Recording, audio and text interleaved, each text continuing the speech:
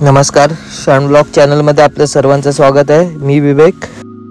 आपला गोप्रो हिरो 10 काही दिवसांपूर्वी त्याचा थोडा प्रॉब्लेम झालेला, बॅटरीचा इश्यू होत होता, तर आपण दिल्लीला पाठवलेला तो आता रिप्लेस होऊन आपल्याकडे आला आहे।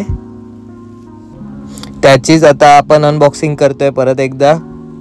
रत्नागिरीची पूर्ण सिरीज आपण आपल्या आयफोनमध्ये शूट केलेली आता गोप्रो रिप्लेस होऊन आलाय, तर आपल्या चॅनलवर आता नवीन व्हिडिओ आपल्याला HD क्वालिटीमध्ये बघायला भेटतील। तर भेटू आपण नवीन व्लॉगमध्ये।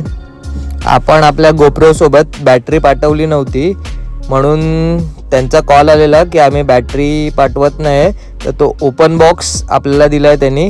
त्यात ऑलरेडी त्यांनी बॅटरी आपली काढून घेतलेली आहे आणि बाकीचे ॲक्सेसरीज सर्व त्यांनी आपल्याला पाठवले आहेत। त्यात आहे आपला कॅमेरा,